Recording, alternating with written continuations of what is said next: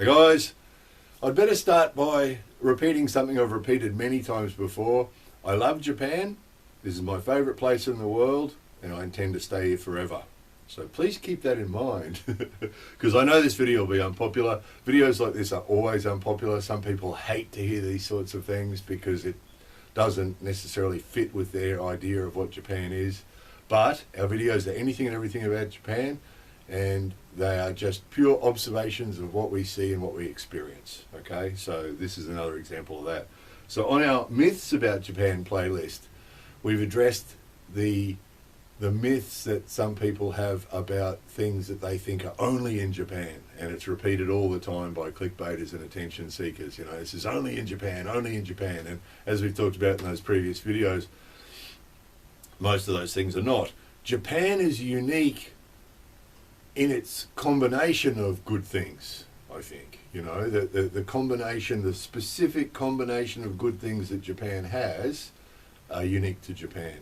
But individual things about what Japan is, what makes up Japan, are not necessarily unique, and are usually not unique. It's very rare. You know, you hear this all the time, that's only in Japan, that's only in Japan. But as we've talked about in those previous videos, usually it's not. Usually those things are also found in other parts of the world as well. But Japan is unique in its amazing combination of good things. I think we would agree. So it's true that a lot of Japanese people hold those false images of things that are in Japan being unique. Japanese people do too, and they will proudly tell you about them. So a few examples that come to mind straight away is a guy that I fly aeroplanes with occasionally. He owns an aeroplane, and sometimes if he wants to go somewhere, he'll invite me to go with him and fly the aeroplane for him.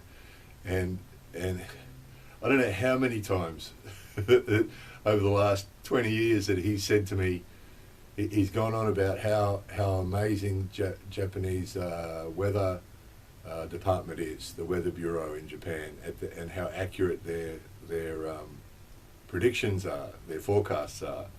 And they're pretty good. They're pretty good, but they probably use similar software to what weather forecasters in other parts of the world use. And I would suspect that their accuracy is similar to what it is in other countries. So, you know, I flew in Australia for 20 years, and those guys are usually pretty accurate as well, usually. And I think Japan's probably on the same level. But he always goes on about how amazing Japanese weather forecasters are, you know, specifically Japanese. He doesn't just say how amazing the weather forecasters are. He's the Japanese weather forecasters, he says. They're really accurate, you know. And you do get this in Japan, and I would suggest, usually my reaction when Japanese people say something like that is I agree with them. It's the best thing, and they love it. It really makes them feel good, right? Which is why some of you would have seen Cool Japan. Cool Japan is a TV show. It actually started off as a government initiative to encourage tourism to Japan by promoting all the things about Japan that are cool, right? And it sort of never really took off around the world, but it really took off in Japan because it made Japanese people feel really good. And what they did, we showed you this, my videos have actually featured on Cool Japan a number of times over the years. They actually invited me to go and attend their studio in Tokyo. They said they'd fly me to Tokyo and sit in their studio, and they wanted to interview me about our videos and show some of our videos. So what eventually happened, some of you would have already seen it, they actually showed our videos and talked about our videos in the studio, but I just refused to go. And the reason was that, you know, as you know, our policy is to try and show everything and anything and everything about Japan, and the Cool Japan program shows a really distorted view of Japan because their viewership is predominantly Japanese people. So what they have in there is this huge group of foreigners from all around the world who are living in Japan, less than 12 months. They have a policy that people that appear on the program in that panel can only have been in Japan for less than 12 months, right? So their eyes are all starry from, you know, because they've just got here and they love the place. And so they have them on there, and then what they do is they show people, show different aspects of Japanese life. So they used my video to show honesty. So we showed AEDs, out in the streets, and that they weren't getting stolen, the honesty thing. And they showed a few, I think another time they showed, I did a video about kotatsu, the heated tables that heater comes from, and talked about kotatsu. So all the positive things that I've showed over the year, or some of the positive things I've showed over the years, they featured. And then they say to the foreigners, what do you think about that? Do you like it? And the foreigners all hold up cards to say they like it or they don't. And of course, almost always they all hold up the we love it thing. Because they're showing things that, how do you not like a kotatsu, or how do you not like, the things that they show are all positive things, right? And so it's fine. Look, it's good. This is not a criticism. This is just purely an observation.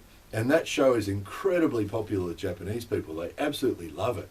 Absolutely love it, because it makes them feel really good about themselves. But it's sort of, it perpetuates that myth that these things are unique to Japan. I mean, kotatsu possibly is.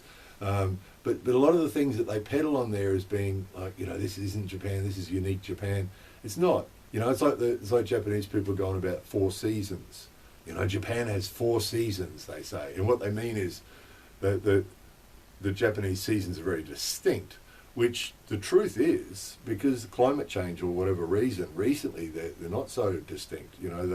That tree we showed you at the beginning there is our autumn flowering cherry blossom. And so what's actually happening is the seasons are actually blending together a little bit more, so they're not quite as distinct as they used to be. But I mean, a lot of you guys watching this video in other parts of the world would live in a place that has very distinct seasons, where you have snow in winter and you have, fall colours in autumn, and you have flowers flowering in spring and hot summers, So it's not unique to Japan, but they sort of believe it is. And it's this feeling of Japanese exceptionalism that what is here is exceptional in the world, is different to the rest of the world. And the way they do things, our weather forecasters are the best in the world, and that sort of thing. What actually triggered this video, it's sort of, videos like this slowly build, as I get different examples building in my mind, these things build up. And what triggered this one was yesterday we were talking to a lady, sort of family friend sort of thing, and she asked me if I'd seen, there's a thing on TV, and it's similar to the Cool Japan thing. What they're doing is they're going to airports and they're asking foreigners that are arriving at the airport why they're visiting Japan. And of course, the same as Cool Japan, right? Cool Japan does interviews on the streets as well, and they're very selective what they show us, right? And that was why I didn't go on Cool Japan, because I actually exchanged some emails with the producers and said, I'd like to talk about some other things as well, and they wouldn't be in it. They want to keep to these feel-good, fuzzy things, right? And so this new TV program does the same thing. They interview people at the airport, and if the people give a good answer about why they're in Japan, I've come here because I love the culture, I come here because I love the flowers, I come here because whatever reason, they put that on TV. And then, oh, look at this, these foreigners are coming here because they love our culture, or because they love this, or because they love that. And because that makes people feel good. And this lady was telling me, and because I'm always a bit skeptical of these things, I don't like the Cool Japan thing, so cringy. It's not doing anyone any harm, and it's a fine thing, and that's why I let them use my videos. But to me, it's cringy. I mean, imagine in another country, I can't imagine it in Australia. Australian people wouldn't care. If Australian people wouldn't be asking foreigners, so why did you come to Australia? And what do you like about Australia? They might ask it as a polite conversation, but they wouldn't really care, whether the person said they liked it or they didn't. They wouldn't really care that much, because, thinking outside Japan is that you're thinking what you think of the place, and what you don't think is your thing, and it doesn't really affect me, whereas Japanese people take it really personally. So that's why we have to be careful. Whenever I get asked that question, why did you first come to Japan, I always give really positive answers to it, which are true too. But as I've talked about in previous videos, you can only talk about positive things about Japan with Japanese people. They don't want to hear anything else. Which, I mean, some of you guys will be recognizing some of these things from your own countries as well. This isn't unique either, is it? Is that we want to hear nice things about our country, and we don't necessarily want to hear negative things. That's normal. And if someone says they like our country, that makes you feel good. That's normal. But it is a bit over the top here. Those of you who live here will agree with this, probably, because it is over the top. They really take it to heart. You just cannot talk about anything anything negative at all. Some of you might remember a story I told years ago of a guy I was pretty close to here and used to speak English. He spoke English really well. We used to get on really well.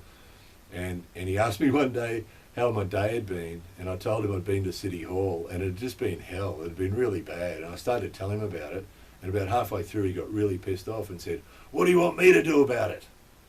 And it was like, oh yeah, okay, my mistake. My mistake, you know. That was a good lesson for me. That was a long time ago. That was a good lesson. It was like, you know, never complain to Japanese people about anything, because, you know, it's not what they do themselves, you know. And again, none of this video is criticism of anything. Like, none of our videos, none of our 5,000 videos or whatever there are criticizing anything. It's observing. And this is what I observe, is that there's this very strong, nationalistic maybe, but there's this very strong sense of Japanese exceptionalism, and often people will make comments about things that are in Japan that they believe are unique to Japan, where in actual fact you'll often recognise that they're not, you know, that are good things, they're good aspects of Japan, but, you know, like the Weather Bureau guy, the weather forecasts here are pretty good, but it's not unique to Japan, but I'm sure my friend believes it is. You know, he really does. He goes on, Japanese weather forecasters are the best, you know. Yeah, they're good. But they're probably using the same software as weather forecasters in other countries, you know. So to believe that it's particularly unique, you know. So these TV and the Four Seasons thing. So yeah, it's an interesting aspect. If you do find yourself here, and those of you living here already probably already experienced this, the best thing is just to agree. And do you know what the other thing they'll say, this interesting too, if you do say, oh, I love Japanese culture, they'll say thank you. They'll say thank you, which is really interesting, because if you compliment a Japanese person and say, you know, you're really cool, or your car's really cool, or your husband's really cool, or, you know, your house is very beautiful, or if you compliment a Japanese person, their response is always, oh, no, it's no good, it's old, it's no good, and they'll play it down. That's the Japanese response, usually to a compliment. But one of the rare times you hear a Japanese person accept a compliment is if you compliment the country. If you say, I love Japanese culture, you know, and because those things that I've said to Japanese people over the years are all true. I do love Japanese culture. Why did you first come to Japan? Japanese culture. That's why I first came to Japan, you know, and it's a beautiful place, and all those reasons, you know. Of those 5,000 videos we've made, 4,500 of them will be talking about amazing things in Japan. That's all the reasons that I love it here, you know. But they will say thank you when you say a compliment, which is really interesting, because if you compliment anything personally about them, they'll say, oh, they play it down and reject it. But if you compliment Japan, usually they'll say thank you, which is really interesting, isn't it? That means they're taking your opinion of the country really personally, you know. Whereas in a lot of our countries, if there's something negative about our country and someone points it out, most of us, most mature people will be able to go, yeah, it's true. there's too much something here. Yeah, there is, you know. There's too much crime, or there's too much this or too much that.